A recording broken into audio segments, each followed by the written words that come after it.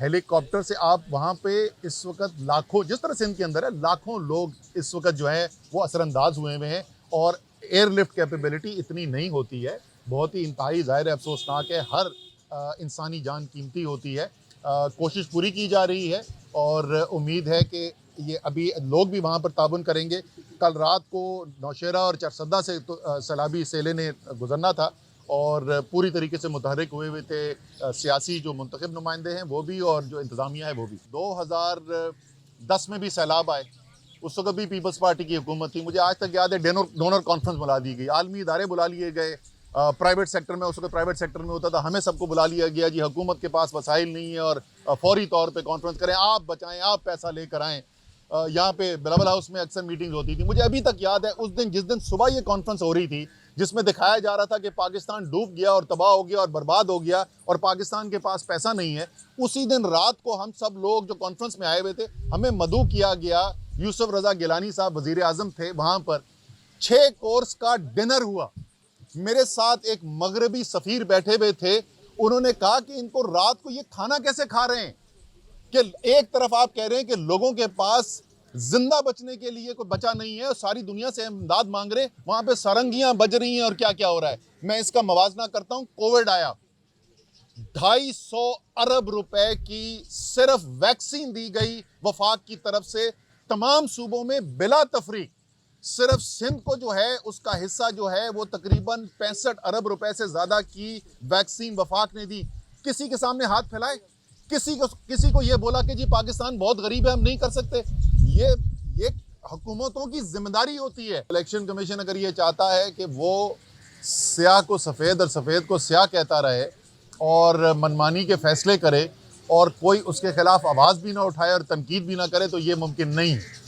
بالکل ہوگی، تنقید بھی ہوگی، آواز بھی اٹھائی جائے گی اور قوم کو بتایا بھی جائے گا کہ کس طریقے سے ایک جانبدار ادارہ بن کر فیصلے کیے جا رہے ہیں اور ایک ریاستی ادارے کے طور کے اوپر، غیر جانبدار ادارے کے طور کے اوپر فیصلے نہیں کیے جا رہے ہیں۔ تو انشاءاللہ تعالی یہ تو کورٹ کے اندر لے لیا جائے گا، اٹھا لیا جائے گا یہ معاملہ، جیسے آج پٹیشن فائل ہو جائے گی۔ دو اور باتیں بھی میں کرنا چاہتا ہوں۔ ایک جو سیلاب کی صورتحال ہے، سیلاب کی صورتحال خاص طور پہ سندھ کے اندر، بلوچستان کے کئی علاقوں کے اندر، جنوبی پنجاب کے کئی علاقے ہیں اور اب خیبر پختونخوا کے اندر جنوبی ضلعوں کے اندر بھی ڈیائے خان، ٹانک اور کالام، نوشہرہ، چرسدہ وغیرہ جو ہے وہاں پر بھی اب سیلاب کے اثرات نظر آ رہے ہیں۔ پاکستان کی قوم کی ایک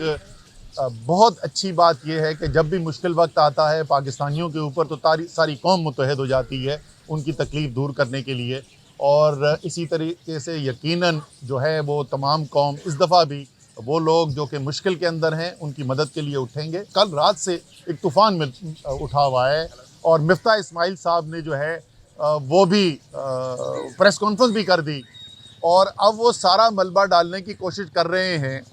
کہ تحریک انصاف کی وجہ سے آئی ایم ایف کا پروگرام جو ہے وہ نہیں ہو رہا۔ مفتاح اسماعیل صاحب، آپ کی ناکامی کی گواہی جو ہے وہ باقی پاکستان تو چھوڑیں، وہ تو نواز شریف دے رہے ہیں۔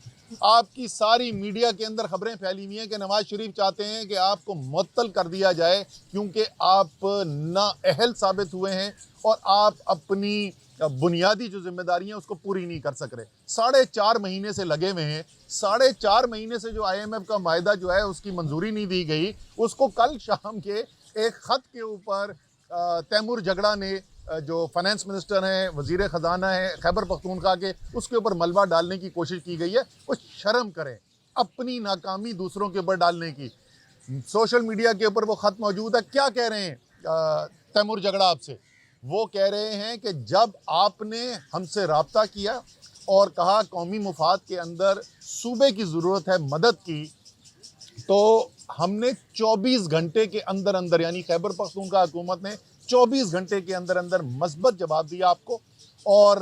آپ کو جو چاہتے تھے، جو آپ کو صوبے سے مدد درکار تھی آئی ایم ایف کے ایگریمنٹ کے لیے، وہ کر دیا۔ مشکل فیصلہ کیا، اپنی پیٹ کاٹ کے گنجائش پیدا کی ایک وسیع تر قومی مفاد کے لیے۔ اس کے بعد آپ نے کیا کیا؟ اسی خط کے اندر یہ بھی لکھا تھا کہ جناب ہم یہ بالکل کرنے کو تیار ہیں قومی مفاد کے لیے، لیکن یہ وہ چیزیں ہیں جہاں ہمیں وفاق سے مدد کی ضرورت ہے۔ गुरूर की इंतहा देखें, नाअहली की इंतहा देखें, बेशर्मी की इंतहा देखें कि 2 महीने में उनके ऊपर कोई कदम उठाने को तो छोड़ दें, मुलाकात करना गवारा नहीं किया। आप समझते क्या हैं अपने आप को, कोई वायसराय लगे हुए? आपको बार बार हम ये समझा रहे हैं कि ये जो आप समझ रहे हैं ना कि लाठी और ताकत से आप मुल्क को मरूब करके डंडे के जोर पे मुल्क को ऐसे चलाएंगे जैसे आप चाहते हैं, ये आपकी खाम ख्याली है। वो तमाम नारे जिनकी बुनियाद के ऊपर आपने हराम का पैसा इस्तेमाल करके साजिश करके एक मुंतखब हुकूमत को गिराया, आप वो तमाम बातें जो करते थे, तमाम दावे जो करते थे, उसमें बुरी तरीके से नाकाम हो गए।